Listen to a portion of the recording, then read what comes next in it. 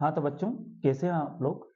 आज हम पढ़ेंगे निदानात्मक कक्षाओं हेतु जो मॉड्यूल है ये विद्यार्थी अभ्यास पुस्तिका। इस पुस्तक में हमारा कक्षा नवी में विषय हिंदी का जो पाठ्यक्रम है उससे संबंधित जो परीक्षा में जो प्रश्न आते हैं और जो सिलेबस है पाठ्यक्रम में उससे संबंधित महत्वपूर्ण प्रश्नों का इसमें संग्रह है, जो कि परीक्षा में या तो अभी तक आए हैं या फिर आने की संभावना है। तो महत्वपूर्ण प्रश्नों का संग्रह इस पुस्तक में और साथ में उत्तर हम लोग आज जांचेंगे, इसके उत्तर देखेंगे एक एक को। तो इसी तारतम्य में आज हम लोग पढ़ेंगे ये 5वीं इकाई है इस जल प्रलय में। इस वाली इकाई को आज हम लोग पढ़ेंगे, 5वें नंबर की इकाई है ये इस जल प्रलय में, है ना। और कृतिका है मेरे संग की औरतें है, रीढ़ की हड्डी, 3 इसमें पार्ट है ना, 3 अध्याय है। इस जल प्रलय में मेरे संग की औरतें और रीढ़ की हड्डी, है ना। और ये कृति का भाग 1 है, इकाई 5 भी पढ़ेंगे। और ये हमारे इससे पहले हम लोग ये भाषा बोध, काव्य बोध, साथ में ये देखते हैं हम लोग काव्य खंड, है ना, गद्य खंड और साथ में अपठित बोध।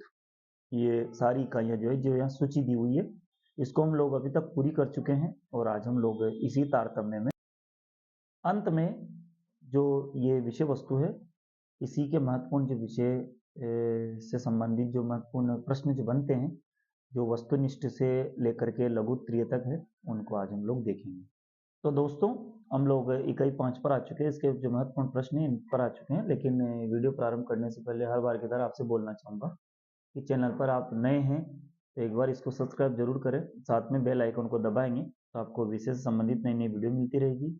और इसके बाद भी आपको हिंदी विषय में कक्षा 9वीं से लेकर 12वीं तक या कभी भी प्रतियोगी परीक्षाओं में जब भी कभी किसी विषय वस्तु में आपको ऐसा लगे तो आपको समस्या आ रही है तो आप मुझसे कभी भी मेरे या तो यहाँ कमेंट बॉक्स में कमेंट भी कर सकते हैं, और चाहे तो आप मुझे फ़ोन लगा सकते हैं, और चाहे तो व्हाट्सअप मैसेज मुझे कर सकते हैं। बहुत अच्छा लगेगा मुझे। साथ में कमेंट करके ये भी बताएं, मुझे कई जगह से फ़ोन आते हैं, कई जगह से मैसेज आते हैं, तो आप लोग ये वीडियो कहाँ कहाँ से देख रहे हैं ये भी मुझे कमेंट में बताएं। तो हम लोग बिना समय गंवाए चलते हैं जल्दी जल्दी।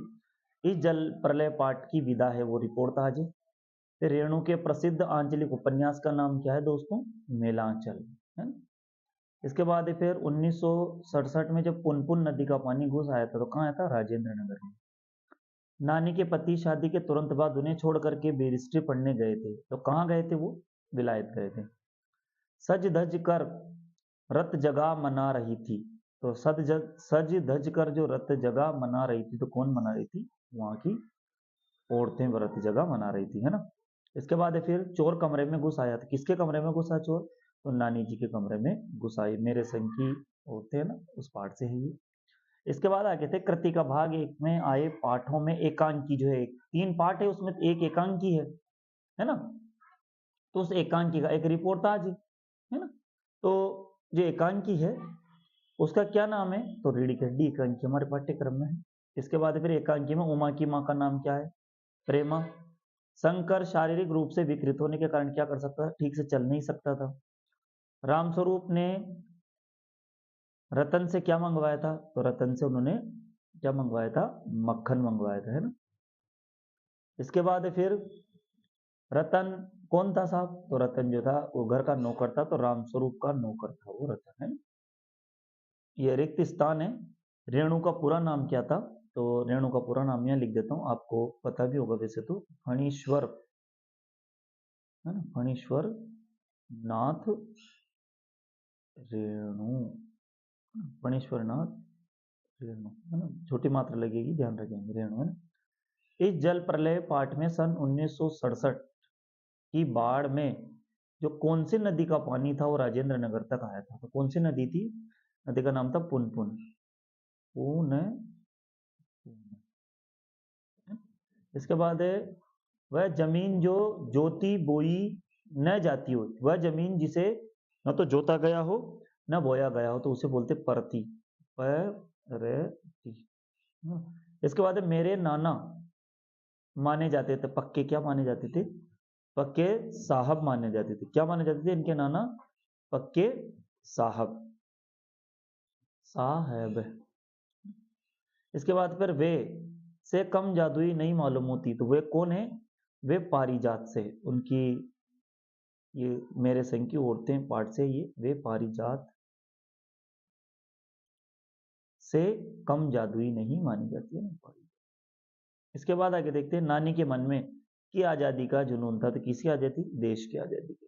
इसके ना भारत की या देश की आजादी की अति जुनून था। लेखिका की माँ की शादी होने से पहले ही किसकी मृत्यु हो गई थी? लेखिका की माँ जो थी, उनकी मम्मी थी, उनकी शादी होने से पहले ही उनकी माँ की माँ अर्थात लेखिका की नानी जो थी, उनकी मृत्यु हो चुकी थी। इसके बाद है, हमारी बहू तो ऐसी है कि दो ही पहुंची और टांग दी। तो कहाँ टांग दी? तो यहाँ लिखेंगे सिंह के पर, सिंह के पर टांग दी। इसके बाद लेखिका मृदुला गर्ग की तीसरे नंबर की जो बहन था, उसका नाम क्या था? तो तीसरे नंबर की बहन का नाम था चित्रा, है ना।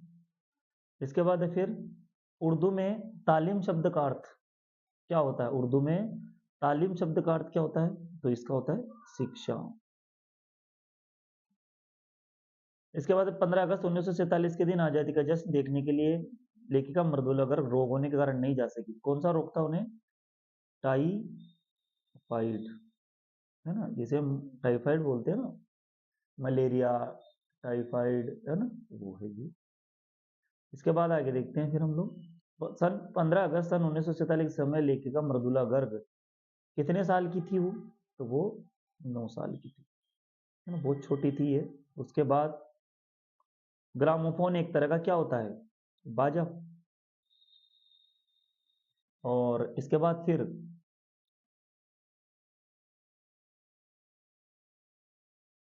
रीढ़ की हड्डी जो थी वो विधा में लिखी गई। तो एकांक की है ना रीढ़ की हड्डी, तो यहाँ लिख भी सकते हैं अपन एकांकी विधा, है ना। हमने गौण विधा और मुख्य विधा पढ़ा था। रीढ़ की हड्डी एकांकी में कुल कितने पात्र हैं? तो 6 पात्र हैं, है ना। 6 पात्र के नाम भी हमने देखे थे। इसके बाद इस जल प्रलय में, तो इसको अपन कहीं से मिलाएंगे? फणीश्वरनाथ रेणु से। मैं तो ऐसे मिला रहा हूं, लेकिन आपको परीक्षा में सामने सामने इनको लिखना है, ध्यान रखना है। फिर मेरे संग की औरतें, तो मृदुला गर्ग हो गया, है ना। इसके बाद फिर रीढ़ की हड्डी जगदीश चंद्र माथुर और पंच परमेश्वर मुंशी प्रेमचंद। फिर लेखिका जो थी, तो लेखिका यहाँ पर कौन हो सकती है? तो मृदुला गर्ग की लेखिका थी। घर का नौकर रतन था। कर्नाटक का छोटा कस्बा बागलकोट और रीढ़ की हड्डी श्री जगदीश चंद्र माथुर, ये उनकी रचना थी। आगे देखते हैं, साक्ष्य पत्रिका का जो विशेषांक छपा था, साक्ष्य पत्रिका का जो विशेषांक छपा था, उसका नाम क्या था विशेषांक का? तो उसका नाम था नदियों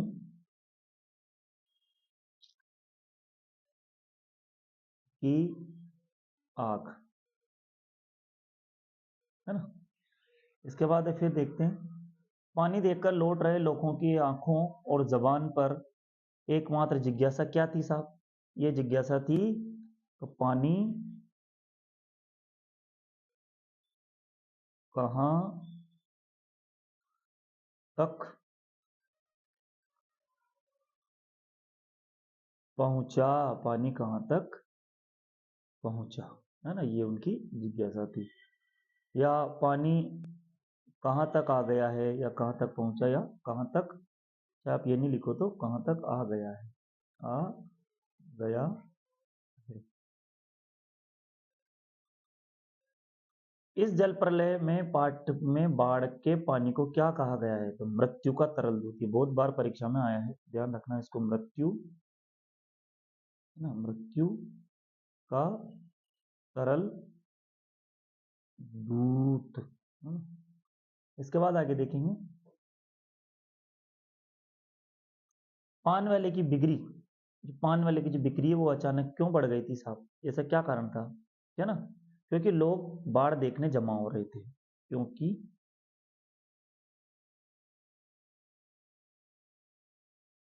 लोग बाढ़ देखने जमा हो रहे थे, जमा हो रहे थे। इसके बाद रीढ़ की हड्डी एकांकी किस समस्या पर आधारित है? तो सामाजिक समस्या पर। तो कौन सी समस्या पर आधारित है? सामाजिक समस्या पर। सामाजिक समस्या। इसके बाद में मेरे संग की औरतें जो पाठ है, इस पाठ में लेखिका के कुल कितने भाई थे? तो लेखिका कुल कितने भाई बहन थे ना? तो कुल 5 भाई बहन थे ना, 5 भाई बहन थे। और एक बात ध्यान रख लो, मैं तो इतना इतना सा लिख रहा हूँ, लेकिन ध्यान रहे यहाँ पर लिखा है ये एक वाक्य में उत्तर देना अपने को। कितने में देना? एक वाक्य में। तो एक वाक्य का मतलब आप समझ गए होंगे कि पूरा लिखना, जैसे साक्ष्य पत्रिका के विशेषांक का नाम, नदियों की आगे, है ना, यहाँ पर आपको पूरा लिखना है। मेरे संग की औरतें पाठ में लेखिका कुल कितने भाई बहन है? तो कुल 5 भाई बहन है से पूरा। लेखिका मृदुला गर्ग की परदादी ने मंदिर में जाकर के क्या मन्नत मानी? मंदिर में गई थी वो, क्या मन्नत मानी थी? क्या मन्नत मानी थी कि पतोहू पतोहू का पहला बच्चा लड़की ही होना चाहिए, लड़की ही होनी चाहिए, होनी।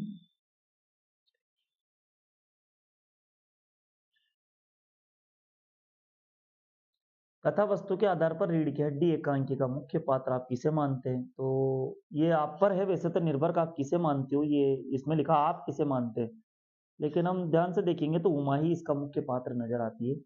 रीढ़ की हड्डी एकांकी के रचनाकार, तो आप ये तो आपको भी आता होगा ये प्रश्न, हम देख रहे हैं इसको, जगदीश चंद्र माथुर, है ना। ये प्रश्न जो है ये क्या है? तो पाठ के लेखक का नाम है, तो ये आपको तो वैसे ही याद करना है दोस्तों, ये अच्छे से याद करना है इसको, जगदीश चंद्र माथुर। लेखिका मृदुला गर्ग के जो नाना थे, पढ़ाई करने कहाँ गए थे वो? तो अभी थोड़े अभी अपन ने उसमें जो वस्तुनिष्ठ वहां देखा था ना, विलायत, ये प्रश्न पहले भी आ चुका है ना, विलायत, लेकिन आपको बड़ा बड़ा लिखना है, ध्यान रखना है आपको, है ना। आगे चलते हैं। ये सत्य असत्य है। इस जल प्रलय पाठ में लेखक जो है वो तैरना जानते थे क्या? तो नहीं जानते थे, तो नहीं जानते थे, तो यहाँ असत्य आ जाएगा। फिर फणीश्वरनाथ रेणु ने रिपोर्टाज के अलावा उपन्यास भी लिखे, तो सत्य है साहब, बहुत सारे उपन्यास इनके हैं। परती का अर्थ वह जमीनें जो बोई जोती नहीं जाती है, बिल्कुल सत्य है। अभी यहाँ आया भी था, ये हमने रिक्त स्थान में पढ़ा था इसको भी। इसके बाद है विभीषिका का तात्पर्य भयंकरता से है क्या? बिल्कुल सत्य है, क्योंकि जब कोई भयंकर परिस्थिति बन जाती है तो विभीषिका होती है। लेखिका मृदुला गर्ग ने अपने नानी को देखा था, तो देखा था क्या? नहीं देख पाई थी, क्योंकि नानी तो उनकी माँ के विवाह से पहले ही, माँ के विवाह क्या, माँ के जन्म से पहले ही, जो माँ की शादी होने से पहले, विवाह से पहले, जन्म तो नहीं, माँ की जब विवाह हुआ था उनकी पहले दादी गुजर चुकी थी, मतलब नानी गुजर चुकी थी। तो मतलब माँ की माँ जो है, माँ उनकी मम्मी का विवाह होने से पहले ही वो जो है नानी जी वो समाप्त हो गई थी, खत्म हो गई। लेखिका ने अपनी नानी को देखा था क्या? नहीं, नहीं देखा था, तो असत्य। नानी ने मेरी माँ की शादी की कोई फिक्र नहीं की, ऐसा था क्या? बिल्कुल, बहुत फिक्र थी उनको, है ना, तो ये भी असत्य। नानी के मन में देश की आजादी के प्रति जुनून था क्या? नानी के मन में, बिल्कुल सत्य है, बिल्कुल जुनून था उनका, है ना। ये रामस्वरूप दकिया नुसी ख्यालातों के थे क्या? तो रामस्वरूप जो थे वास्तव में भी तो थे क्या? एक नहीं थे, रामस्वरूप दकियानुसी ख्यालातों के नहीं थे, है ना, तो यहाँ असत्य, असत्य। इसके बाद है फिर रामस्वरूप की पत्नी का नाम प्रेमा था, बिल्कुल सत्य। उमा साहसी लड़की थी क्या? बिल्कुल सत्य, उसने बिल्कुल सामने एकदम जो भी स्पष्ट जवाब था वो दिया। उमा से शंकर का विवाह हो गया था क्या? नहीं हो पाया था, सत्य। और फिर शंकर बाबू वीकेंड पर घर आए थे, हाँ बिल्कुल आए थे, सत्य। इसके बाद देखो दोस्तों, ये यहाँ पर पाठ में कुछ शब्द आए हैं, अनवरत, अनर्गल, अनगढ़ और स्वगतोक्ति अर्थ। तो इनके अर्थ लिखे। अनवरत का होता है निरंतर लगातार, अनर्गल का होगा बेचुकी, विचारीन या मनमानी, अनगढ़ का होगा बेडोल, टेढ़ा मेढ़ा, और स्वगतोक्ति का होगा अपने आप में कुछ बोलना, ठीक है। इसके बाद फिर गोलंबर के पास जनसंपर्क की गाड़ी क्या ऐलान कर रही थी? जो गोलंबर एक गांव था, मतलब वो जगह थी, एक एरिया का नाम था। तो गोलंबर के पास जनसंपर्क की गाड़ी ऐलान किया जा रहा था गाड़ी से, भाइयों ऐसी संभावना है कि बाढ़ का पानी रात्रि के करीब 12 बजे तक लोहानीपुर, कंकड़नाग और राजेंद्र नगर में घुस जाए। अतः आप लोग सावधान हो जाओ और अपने हिसाब से अपने अपने जो सावधानी के हिसाब से जो भी कदम उठाने उठा सकते हो। बाढ़ पीड़ित की मदद हेतु हर नाव पर क्या क्या होना आवश्यक है? तो बाढ़ पीड़ितों की मदद के लिए हर नाव पर पकाई घाव, है ना, पकाई घाव है ना, घाव पर जो भी दवाई लगाते हैं वो, तो पकाई घाव जो है, पका हुआ घाव की जो दवा है, पकाई घाव की दवा, दिया सलाई की डिबिया, माचिस की डिबिया, और किरासिन तेल, जो कि अपन लोग घास लेट जिन्हें बोलते हैं, या फिर जिन्हें अपन मिट्टी का तेल बोलते हैं, केरोसिन, घास लेट, जो भी होता है मिट्टी का तेल। तो बाढ़ पीड़ितों की मदद है तो हर नाव पर पकाई घाव की दवा, दिया सलाई, है ना, दिया सलाई की डिबिया, और किरासन यानी केरोसिन या ये होना चाहिए, है ना। तो हम लोग यहाँ केरोसिन भी लिख सकते हैं ना। आगे देखते हैं, रेणु जी के मित्र कौन कौन थे? रेणु जी के मित्रों में जितेंद्र जी, विनीता जी, बाबू भैया और इंदिरा जी, ये थे, है ना। मित्रों में जितेंद्र जी, विनीता जी, बाबू भैया और इंदिरा जी है। ठीक है, आगे देखते हैं, बाढ़ पीड़ित क्षेत्र में कौन कौन सी बीमारी फैलने का खतरा होता है? बाढ़ पीड़ित क्षेत्र में बुखार, प्लेग, हैजा, मलेरिया इत्यादि बीमारियों के फैलने का खतरा होता है। बाढ़ पीड़ित क्षेत्र में बुखार, प्लेग, हैजा, मलेरिया इत्यादि बीमारियों के फैलने का खतरा होता है। आगे देखते हैं, शिक्षा बच्चों का जन्मसिद्ध अधिकार, इस दिशा में लेखिका के विचारों को लिखिए। लेखिका मृदुला गर्ग बच्चों की शिक्षा के प्रति जागरूक थी। जब वे कर्नाटक के छोटे कस्बे में रहती थी तो उन्हें पता चला कि वहां बच्चों का कोई स्कूल ही नहीं है। उन्होंने कैथोलिक मिशन के बिशप से स्कूल खोलने को कहा, लेकिन वो तैयार नहीं हुए। जब उन्होंने लोगों से मिलकर स्वयं अंग्रेजी, हिंदी, कन्नड़ 3 भाषाएं सिखाने वाला स्कूल प्रारंभ किया। आगे देखते हैं, मृदुला गर्ग अपनी नानी से क्यों प्रभावित थी? क्योंकि मृदुला गर्ग की जो नानी है वो पढ़ी लिखी ना होकर भी, पढ़ी लिखी नहीं थी लेकिन स्वतंत्र विचारों वाली महिला थी। उनका अपनी बेटी का विवाह स्वतंत्रता सेनानी से कराने के फैसले से तथा पुराने समय में भी पुरुषों से मिलने के साहस रखने, है ना, पुरुषों से मिलने के साहस रखने के कारण लेखिका ने अपनी नानी को कभी न देखने पर भी प्रभावित किया, क्योंकि उन्होंने अपनी माँ के मुंह से नानी के बारे में बहुत कुछ सुना था कि नानी कितनी बहादुर महिला थी। ऐसे विषम स्थिति में भी उन्होंने अपनी जो पुत्री थी अर्थात लेखिका की माँ थी, उनका विवाह स्वतंत्रता सेनानी से करवाया। फिर देखते हैं, रीढ़ की हड्डी एकांकी का उद्देश्य क्या है? प्रश्न नंबर 8वां, रीढ़ की हड्डी एकांकी का उद्देश्य पूर्ण रीढ़ की हड्डी एकांकी उद्देश्य पूर्ण एकांकी। इस एकांकी के द्वारा लेखक ने समाज में फैली हुई विषमताओं एवं रूढ़ियों को दूर करने की कोशिश की है। आप चाहो तो इतना भी लिख सकते हो, फिर आगे बढ़ा सकते हैं इसको। लेखक ने इस एकांकी में लड़के एवं लड़कियों का भेदभाव खत्म करते हुए शंकर जैसे लड़कों की अपेक्षा उमा जैसी लड़की को समाज की आवश्यकता बताई है। ये बहुत अच्छा उद्देश्य है इसका। आगे देखते हैं, रीढ़ की हड्डी एकांकी में कितने प्रकार के खेलों की चर्चा की गई है? रीढ़ की हड्डी एकांकी में वॉलीबॉल, टेनिस, बैडमिंटन, हॉकी एवं क्रिकेट इत्यादि खेलों की चर्चा की गई। एकांकी में वॉलीबॉल, टेनिस, बैडमिंटन, हॉकी एवं क्रिकेट इत्यादि खेलों की चर्चा की गई। फिर रीढ़ की हड्डी शीर्षक की सार्थकता स्पष्ट कीजिए। भाई रीढ़ की हड्डी है तो इसका शीर्षक क्या सार्थक है, ऐसा क्या है इसमें जो, है ना। तो रीढ़ की हड्डी शीर्षक एकांकी की भावना को व्यक्त करने के लिए बिल्कुल सही है। रीढ़ की हड्डी शीर्षक जो एकांकी की भावना को व्यक्त करने के लिए बिल्कुल सही है। इस शीर्षक में समाज की सड़ी गली मानसिकता को व्यक्त किया गया है तथा उस पर प्रहार किया गया है ना। रीढ़ की हड्डी शीर्षक एकांकी की भावना को व्यक्त करने के लिए बिल्कुल सही है ना। इस शीर्षक में समाज की सड़ी गली मानसिकता को व्यक्त किया गया है ना, और तथा उस पर प्रहार किया गया है।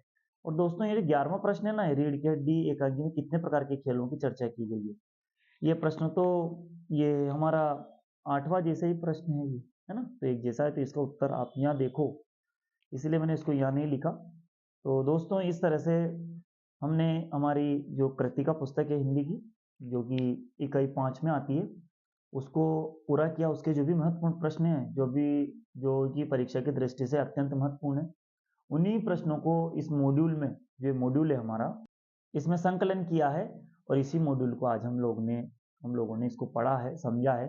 तो दोस्तों आप जहाँ से भी वीडियो देख रहे हो कमेंट जरूर करें, लाइक करें इसको, साथ में अपने और मित्रों तक इसको पहुंचाएं। यदि सब्सक्राइब नहीं किया तो इसको जरूर सब्सक्राइब करें। तथा साथ में कहीं भी कोई भी समस्या हिंदी विषय में होने पर आप कभी भी किसी भी समय मुझसे सहायता ले सकते हैं। आप लोगों का जब भी कोई फ़ोन या मैसेज आएगा तो मुझे बहुत अच्छा लगेगा।